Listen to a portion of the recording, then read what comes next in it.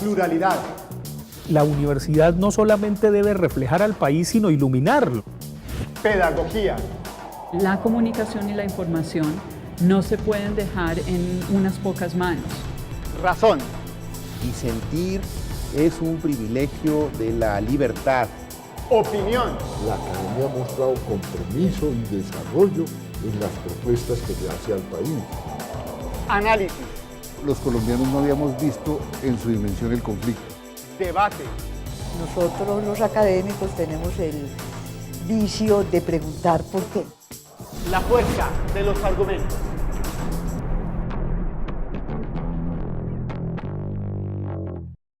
Hola, estamos de nuevo en La Fuerza de los Argumentos, un programa de la Rectoría de la Universidad de Antioquia, en el que en esta ocasión hablaremos del mapa político después de lo ocurrido en las recientes elecciones y el impacto que va a tener hacia las elecciones presidenciales. Tenemos un par de invitados y obviamente antes de comenzar miremos quiénes son. Santiago Leiva Botero, colombiano, graduado en Administración de la Universidad de AFIT, doctor en Administración Pública de Lancaster University. En la actualidad se desempeña como jefe del Departamento de Gobierno y Ciencias Políticas de EAFIT. Alejandra Barrios Cabrera, colombiana, graduada en Finanzas y Relaciones Internacionales de la Universidad Externado de Colombia. Posee una especialización en régimen contractual internacional de la Universidad de los Andes. Actualmente se desempeña como directora de la Misión de Observación Electoral MOE. El mapa político y las elecciones presidenciales es el tema que en este momento nos convoca en La Fuerza de los Argumentos y tenemos a dos personas estudiosas de este tema. Por un lado está Alejandra Barrios, directora de la MOE, Misión de Observación Electoral, a quien le damos el agradecimiento por estar aquí con nosotros, y a Santiago Leiva, politólogo de la Universidad EAFIT. Quiero comenzar, primero que todo, como aquí la presencia de la directora y fundadora de la MOE, digamos es el inicio de este programa, preguntar por la importancia que ha tenido la MOE, el impacto que realmente tiene y cuál es al final el objetivo que persigue una institución de esta naturaleza que ya se ha vuelto pues trascendental en nuestros comicios. Muchísimas gracias por la invitación y de paso pues muchos saludos a todos los estudiantes, de manera especial a los estudiantes, a los profesores menos de la universidad. Pues mira, sin ser modestos, porque no se trata de ser modestos, la Misión de Observación Electoral nació en el 2006 y nace precisamente como una reacción a la parapolítica. Nace como una reacción a las relaciones que se habían establecido no solamente para política, sino las relaciones entre la ilegalidad y política. Las veníamos viendo desde la década de los 80, las vimos, hubo una reacción ciudadana muy importante con la Constitución del 91, pero cuando creíamos con la Constitución del 91 que habíamos dado un paso adelante, lo que nos demostró, creo que el dolor del desplazamiento forzado, el asesinato selectivo de candidatos de la oposición, asesinato selectivo de líderes sociales, de líderes políticos, es que no habíamos logrado salir de la espiral de la guerra. Y empezamos a hacer algo muy importante como ciudadanos y como ciudadanas. Y fue decir, nosotros hacemos política y nosotros entramos a quitarles también a aquellos que se habían apropiado del ejercicio de la política de manera ilegal, la capacidad de decidir por nosotros. Antes, Heiner, si te acuerdas, ¿a quiénes entrevistaban solamente los medios y cuáles eran las noticias? Lo que decían los candidatos, los que decían los directores de las campañas políticas y lo que decían las autoridades electorales.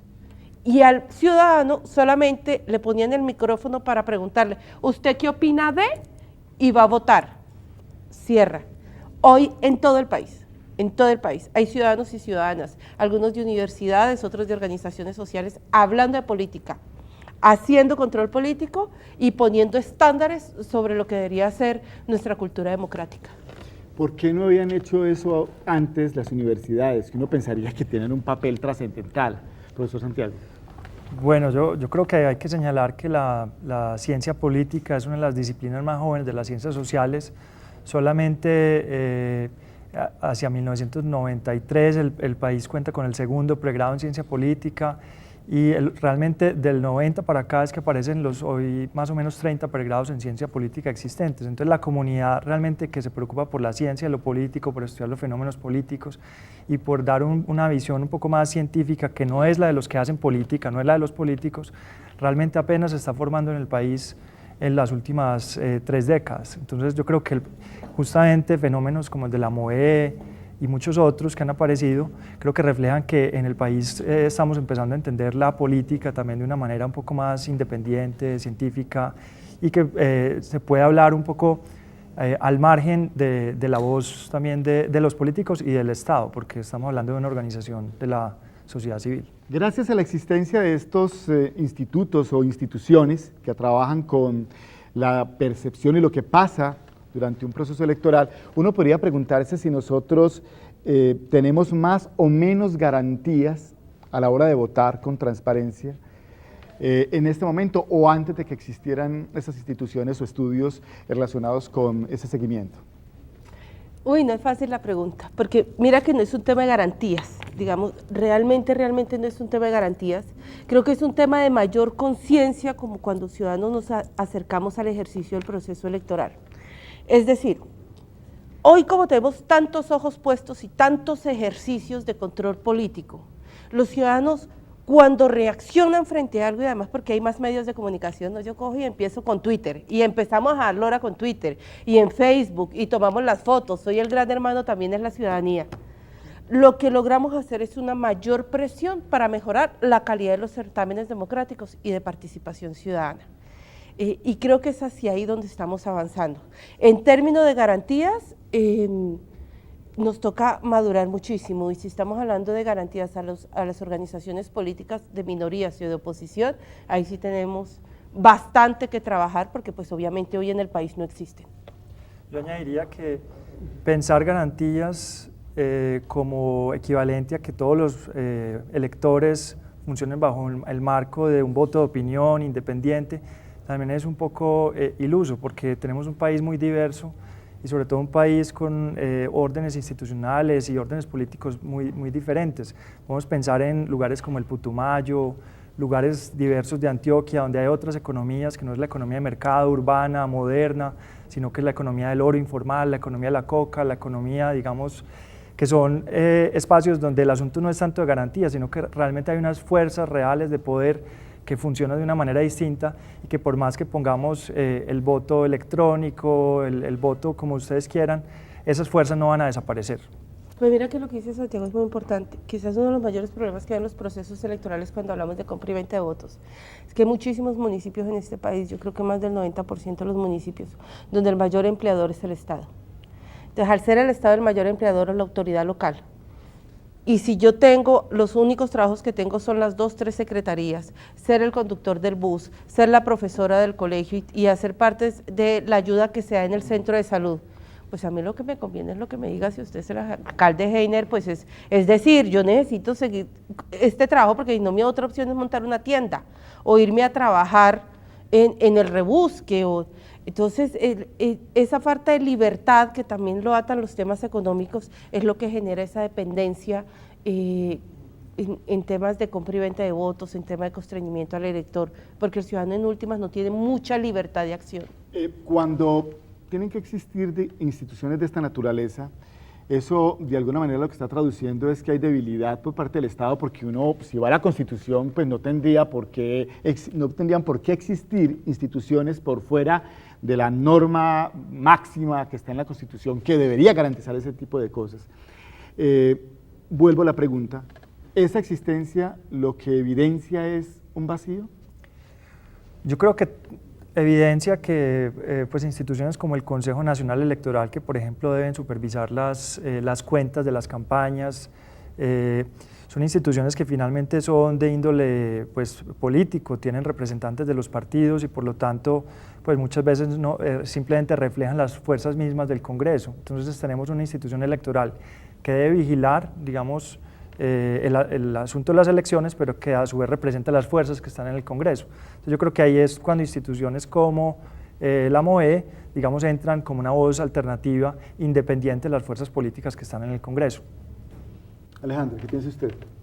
Mira, yo creo que la actividad de los ciudadanos no importa si es en el control electoral o son aquellos que acompañan, por ejemplo, la realización de los derechos de la población víctima, o si se hace desde las universidades cuando los estudiantes salen a exigir el derecho a una educación gratuita como parte de las responsabilidades del Estado. Es una ciudadanía que está viva. Nosotros como ciudadanos no podemos solamente delegar en el Estado la capacidad de control y de ejecución de todo lo que pasa.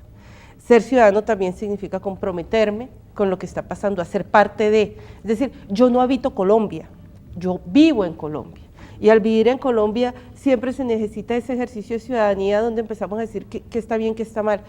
Y cuando entran en crisis las organizaciones de la sociedad civil, no importa qué tipo de organizaciones, pero cuando empiezan a entrar en crisis, entra también en crisis la democracia, porque entonces empiezan a apagar las voces de aquellos que pueden decir, ojo con esto, tengamos cuidado con esto. La democracia nunca la vamos a tener terminada, siempre va a ser susceptible de mejorar y de mejores comprensiones.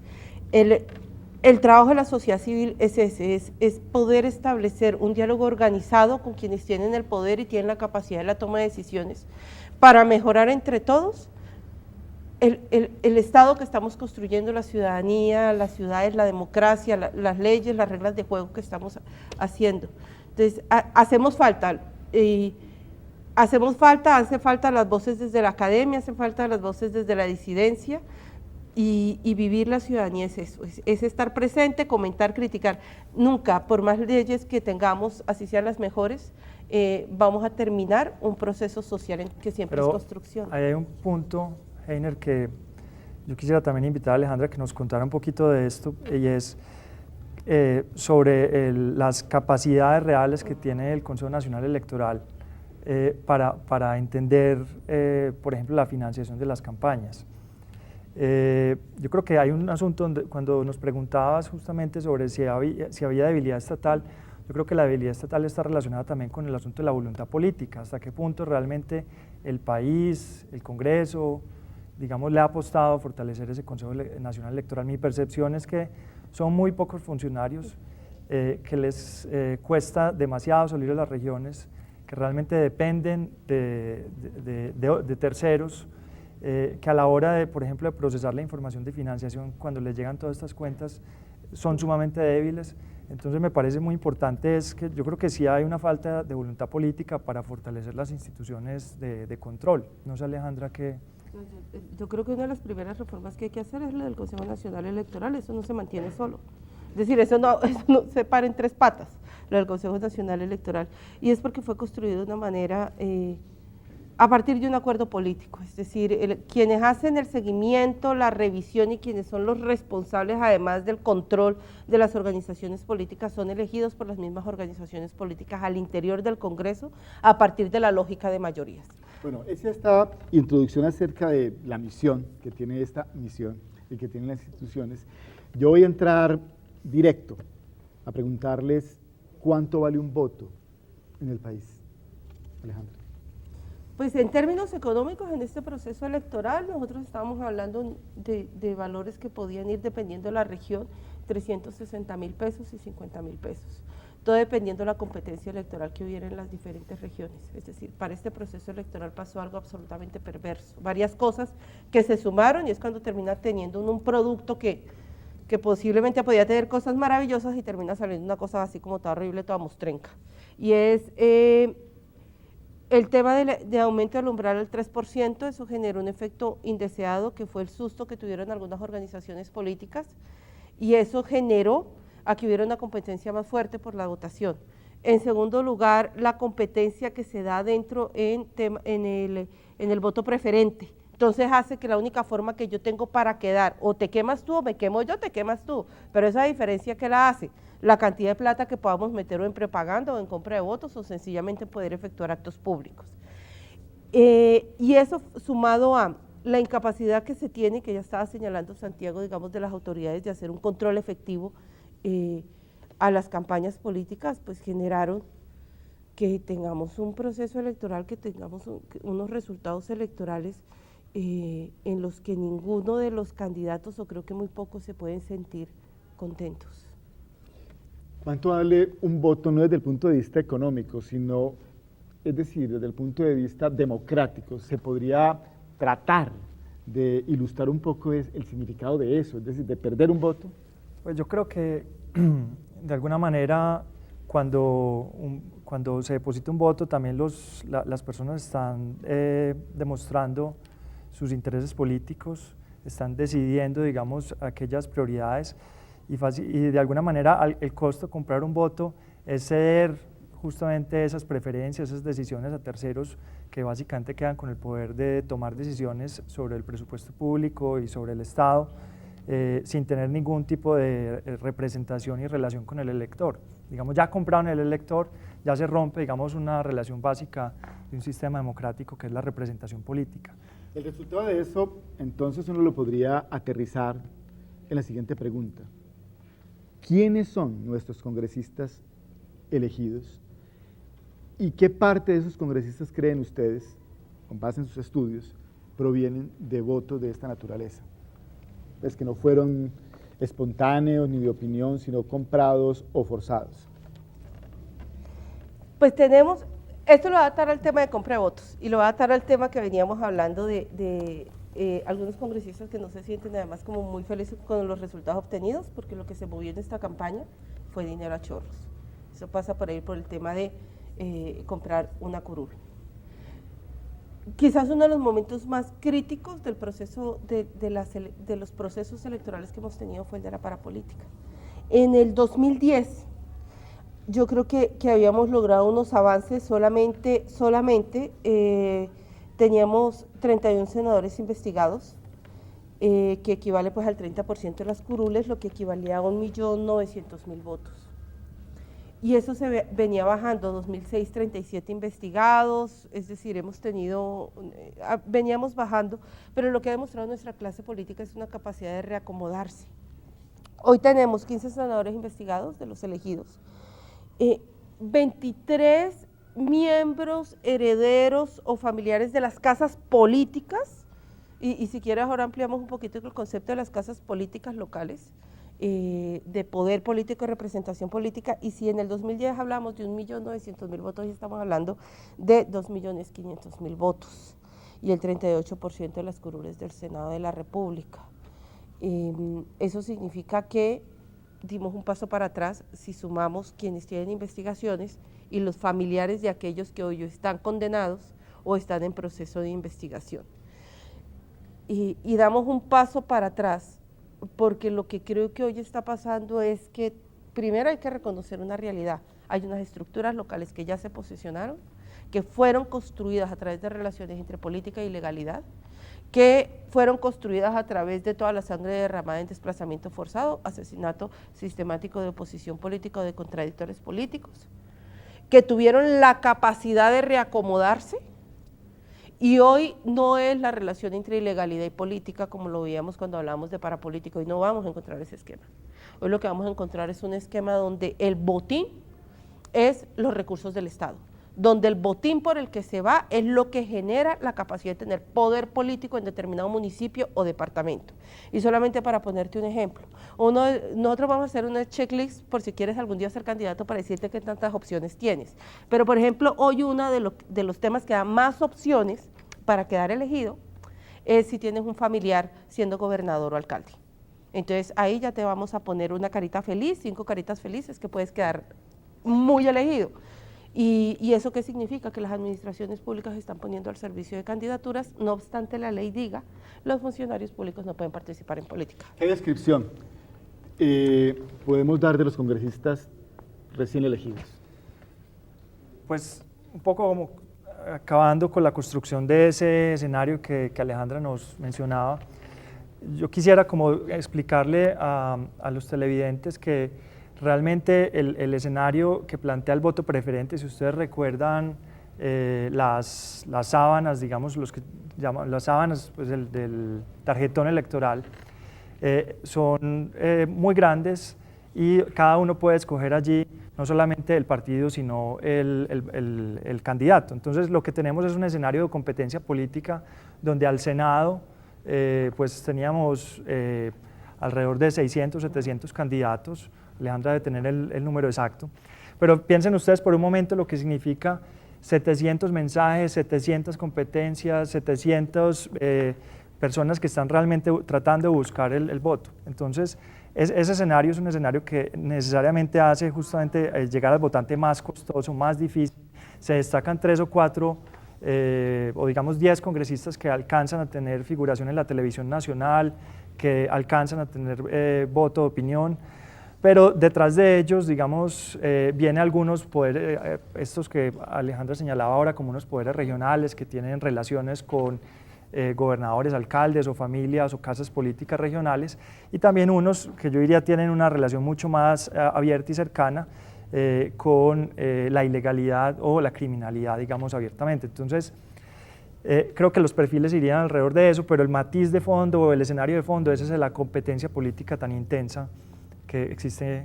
Bueno, para concluir este primer segmento voy a dejar planteada una pregunta. Parece ingenua. ¿Y cuál es el rédito de una curul? Miremos después del siguiente corte qué nos dicen los dos invitados.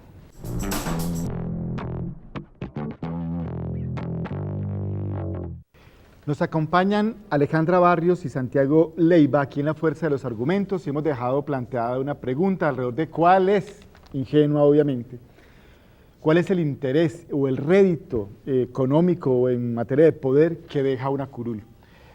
Alejandro, ¿qué podríamos decir? ¿Cuánto invierto y cuánto recibo? Si te digo que es el subsidio a la gasolina, ¿vas a creer? Yo creo que no, pero... Ah, bueno, entonces digamos que no.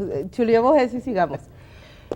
Vean, ¿por qué se incrementó el valor de las curules en este proceso electoral, donde se hablaban hasta inclusive 10.000 millones de pesos una sola curul en algunas zonas de Colombia? Cosa que la verdad no nos extraña cuando uno ve toda la cantidad de plata que pasó. Si vemos la pirámide de poder, lo que está en el curubito, en la punta, es el Ejecutivo, es la Presidencia. Exactamente lo que se encuentra en el segundo nivel es el Senado de la República, porque los costos se incrementaron especialmente fue en el Senado de la República.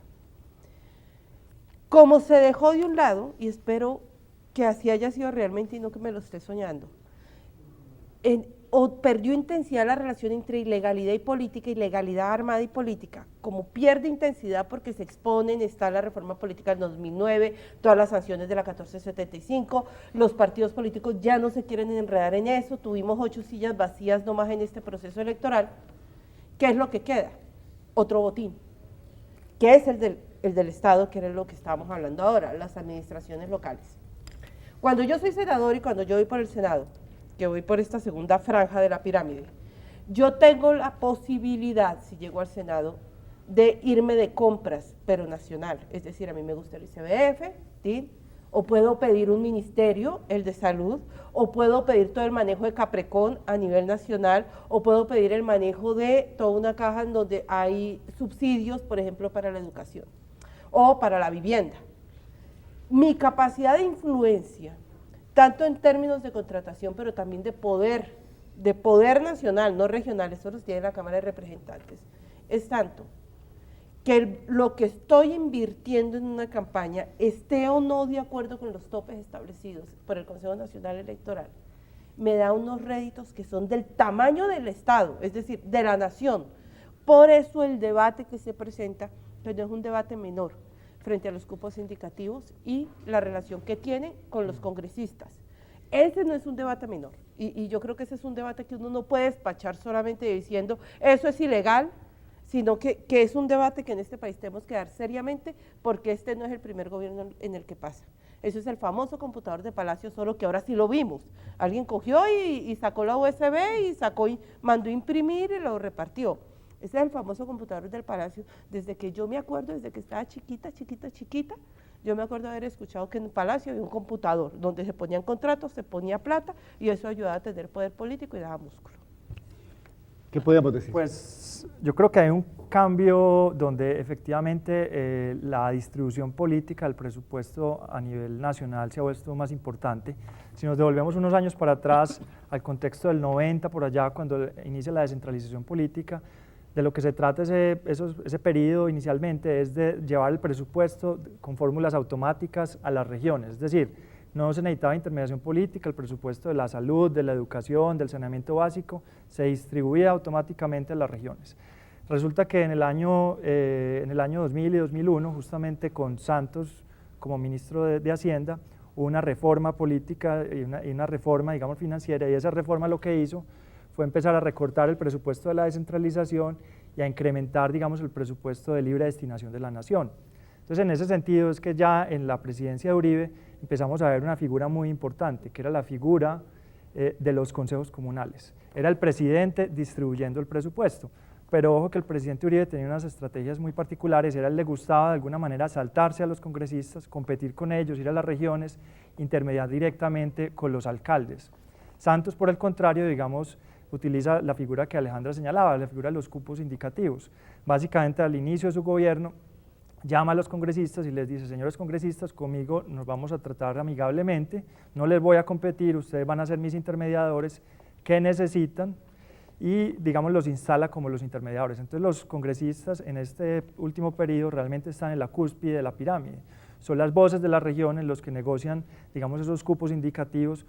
Yo creo que ya incluso los alcaldes lo dicen abiertamente, no los reciben los ministros en los ministerios, solamente los reciben cuando un congresista, digamos, le pide una cita. Muy bien.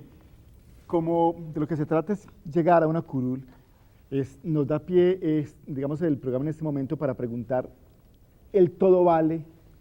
¿Cómo se traduce? ¿Cuáles son esos delitos más evidentes? Si han sido novedosos comparado con lo que siempre ha ocurrido en el país, que es de la compra de votos, la transhumancia y algo similar. Es decir, ¿se han reinventado los políticos? No, no se reinventan. No, en ese sentido. En ese sentido, no, tampoco. En ese sentido, tampoco. No, porque, mira, nosotros teníamos el mismo tipo de delitos cuando teníamos la presión armada, solo que en ese momento era con armas, ahora es con clientela, es decir, pasa por recursos. ¿Qué es lo que uno ve en cada etapa del proceso electoral? Y por eso yo creo que para los estudiantes de ciencia política hacer un acompañamiento desde la observación electoral puede ser tan ilustrativo. Cuando uno arranca el proceso de elecciones, cuando ya empieza a hablarse de participación en política de funcionarios públicos, cuando ya has avanzado, ¿por qué? Porque se están haciendo las alianzas. Entonces lo que te empiezan a decir es que los políticos están participando en política, que no pueden hacerlo los funcionarios públicos departamentales, alcaldes, gobernadores, etcétera, no lo pueden hacer. Después viene el periodo de inscripción de cédulas y empiezas a ver lo típico que ha pasado, creería yo, desde que tenemos cédula, y es ciudadanos moviéndose de un lado a otro. Antes los movían en buses, ahora los mueven en bicitaxis, los mueven en mototaxis, etcétera, para llevarlos a determinados puestos de votación, a que inscriban su cédula, no para que puedan votar, hoy todo tiene la cédula inscrita automáticamente, es para yo poderte ofrecer 100 ciudadanos que tengo inscritos y te cobro, vale tanto el voto. Eso es en el periodo de inscripción de cédulas. Termina el periodo de inscripción de cédulas y de lo que tú empiezas a recibir informaciones de constreñimiento al elector o nuevamente compra y venta de votos. Pero ya hay sí constreñimiento al elector, es decir, yo soy funcionaria pública, usted me trae por favor una lista de 10 personas con sus números de cédula y dónde van a votar. Gracias, si no puede perder el contrato. O si no es en ese sentido, entonces lo que sencillamente se hace es coger y decirle a las personas que trabajan con uno es, si no gana este candidato, si no gana el doctor no sé qué, que es el dueño de acá, pues todos nos vamos a quedar sin trabajo. Entonces ahí empezamos a hablar especialmente de constreñimiento al elector y ya propaganda electoral y la cantidad de plata. Y cuando ya llegamos al mes de las elecciones y el día de las elecciones, lo que te encuentras son con los siguientes problemas: propaganda indebida, exceso en el uso de propaganda, el transporte o movilización de ciudadanos a los puestos de votación. Vean que todo esto se construyó desde antes, no nada de esto es nuevo, todo viene construido, todo se va tejiendo en un proceso electoral. Y un problema muy delicado que sí tuvimos que además saltó el día de las elecciones, fue el tema de los testigos electorales, que tuvieron en algunos sitios y para algunos partidos problemas en términos de acreditación y de ingreso a verificación de apertura de urnas y en el escrutinio. Y eso pues lo que hace es generar escenarios que facilitan el fraude electoral. Digamos, es el antes y el durante. El después, según el registrador, es imposible alterar unos resultados. ¿Cómo lee usted esa aseveración? Yo creo que, digamos, hay, por supuesto, en el conteo, en el escrutinio, digamos, sobre todo cuando hay candidatos que quedan a pocos votos, hay diferencias, digamos, de por lo menos 10 candidatos que quedaron con una diferencia realmente muy baja, en algunos casos de 500 o menos votos, y realmente empieza a haber fenómenos, pues yo diría, sospechosos, por decirlo menos, donde empiezan a aparecer votos, por ejemplo, en departamentos donde no habían tenido una tradición política, digamos. Yo creo que eso es justamente lo que viene después, que es el análisis.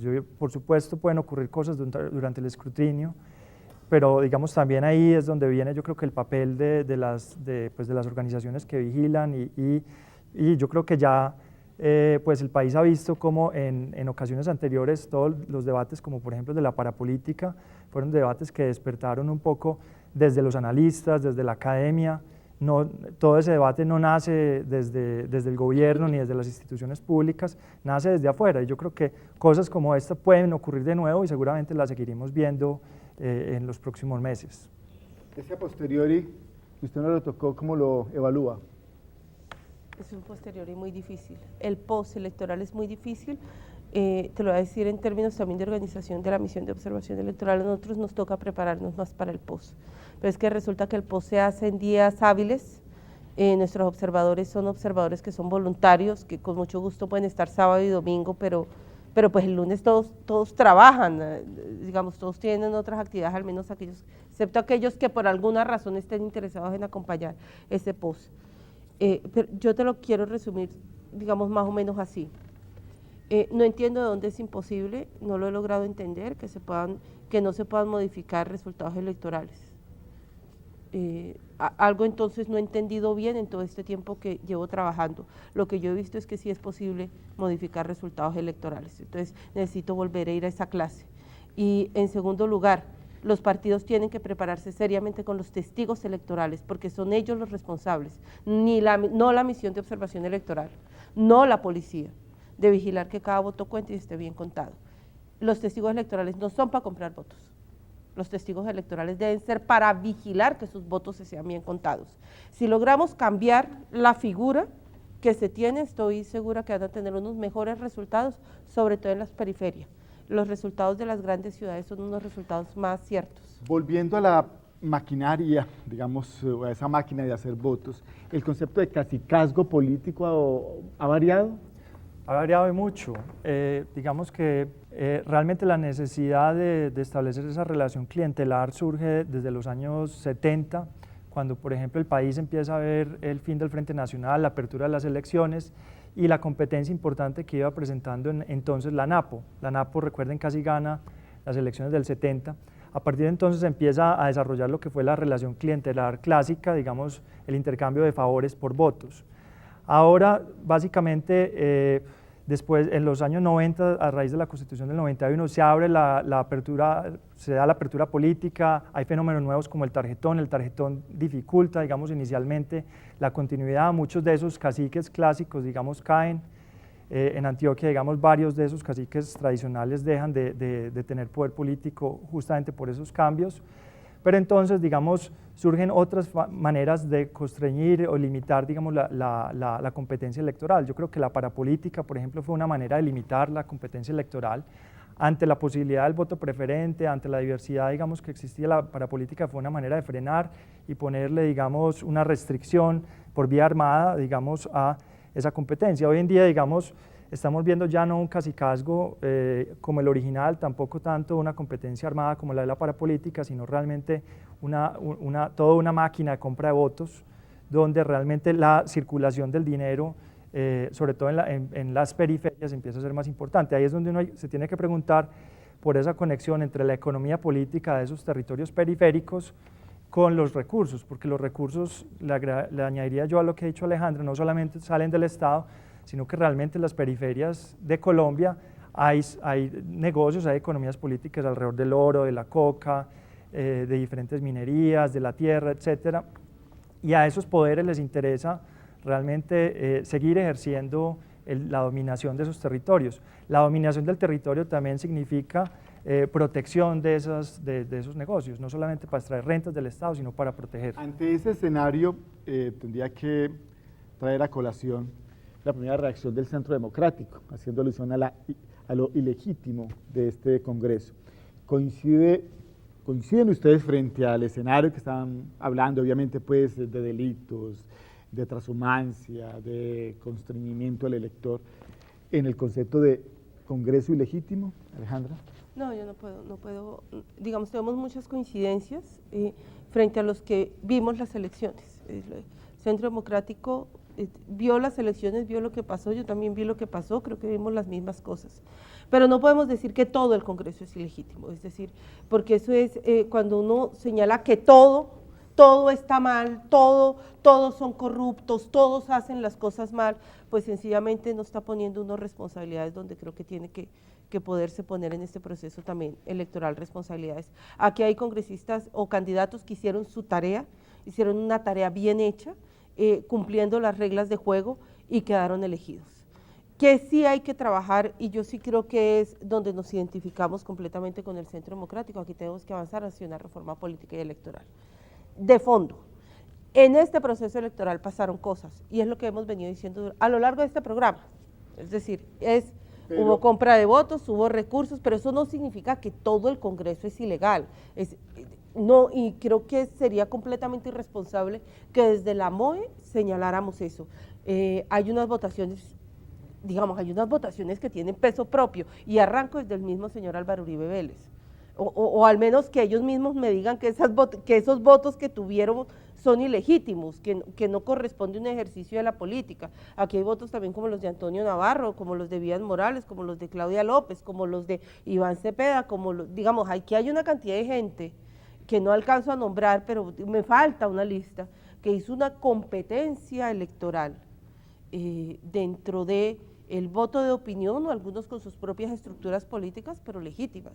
Pero el hecho de que dentro del Congreso obviamente haya habido procesos electorales absolutamente transparentes, cuando uno habla del 30%, que es el dato que uno tiene, digamos, alrededor de lo que fue lo espurio, por decirlo de alguna manera, eso no es suficiente para decir que un Congreso de alguna manera no tiene credibilidad.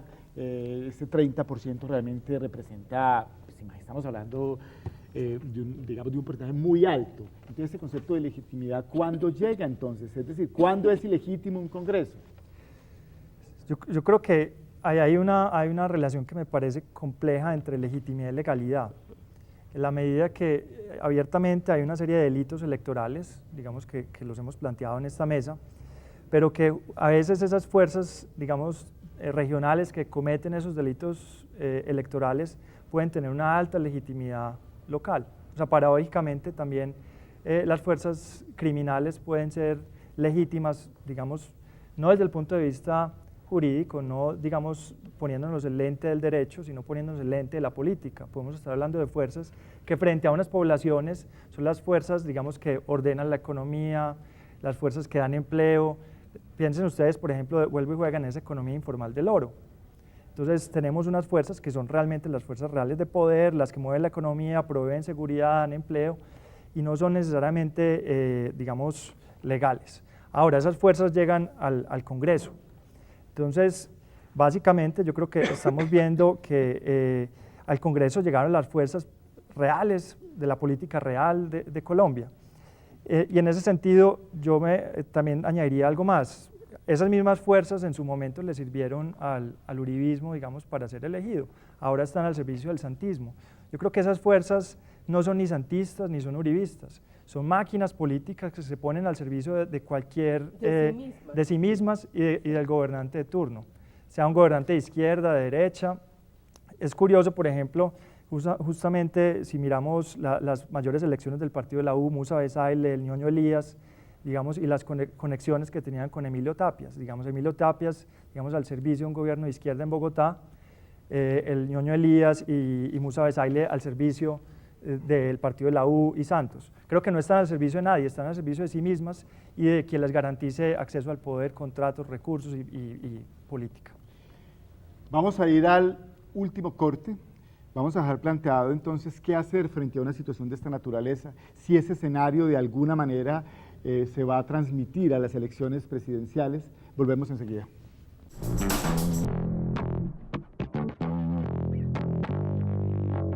Parece un lugar común, una verdad de perogrullo hablar de transhumancia, de constreñimiento al elector, de delitos electorales, y obviamente gracias a instituciones de carácter universitario, y en este caso de la MOE, estos delitos cada vez son más puestos en la palestra. No obstante, habría que preguntar qué hacer para que realmente esta situación deje de ser un diagnóstico, deje de ser un lamento en aras de mejorar esas prácticas políticas. No sea tan pesimista. Bueno. Ya, vean, hablar de política y decir lo que se dice hoy desde la academia o desde diferentes organizaciones de la sociedad civil frente a las relaciones de poder, de manera particular cuando hablamos del territorio, por eso se moría mucha gente en este país. Yo me acuerdo que de los primeros recuerdos que yo tengo en mis pinos de análisis político era que se hablaban de las fuerzas oscuras, y eso fue en la década a finales de la década de los 80, para la década de los 90, y yo decía, pero ¿cuáles son las fuerzas oscuras? Digamos, realmente yo no entendía a qué hacía referencia todo el mundo cuando hablaba de las fuerzas oscuras.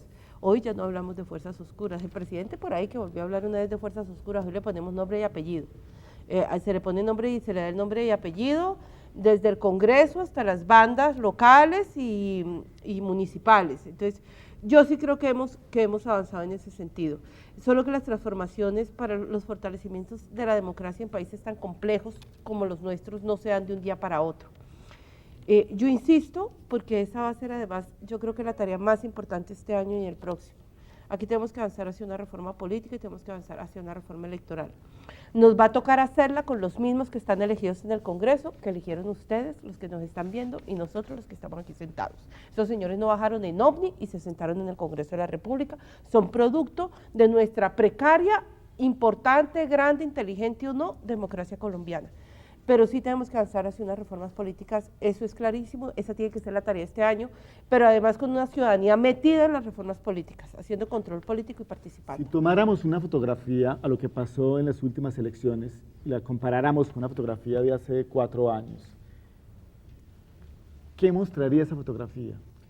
Pues yo creo ¿Más enfocada, menos enfocada? ¿Hay claroscuros? ¿Es mejor tomada la fotografía? No, yo creo que ha habido coincido con Alejandra, ha habido unos avances muy importantes. Piensen, por ejemplo, que si tomáramos la fotografía en el año 2000, nos veríamos con una cosa absurda.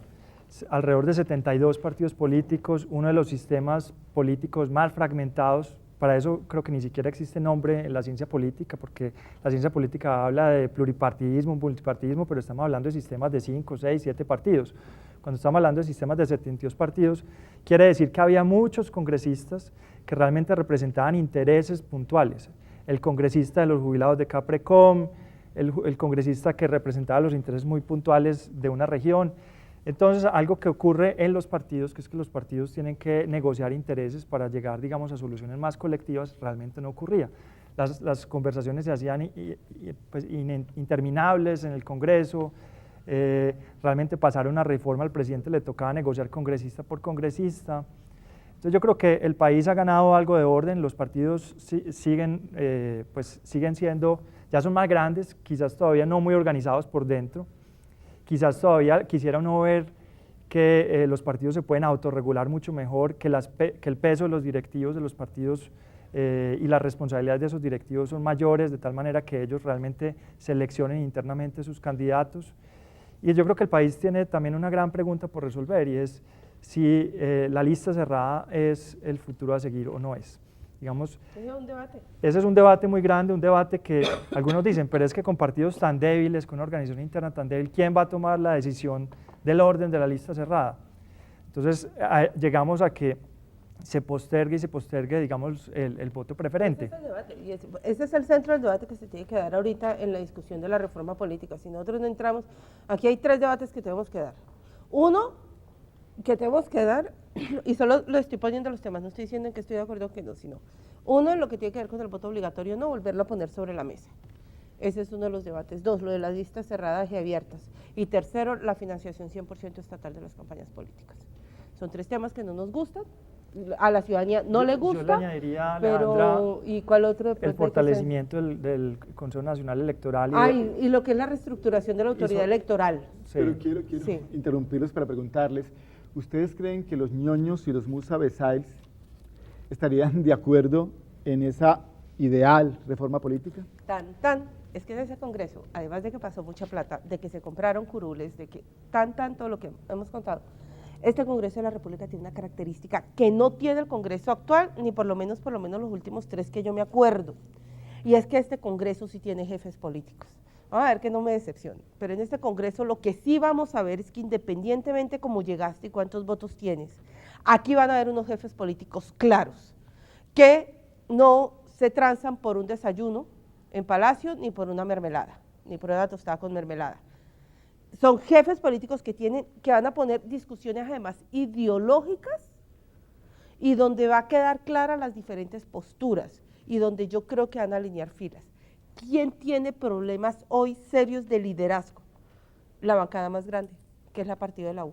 Porque pues hoy, ¿quién es el líder natural del Partido de la U en el Congreso de la República? Pues el señor Musa Besaile es el líder natural.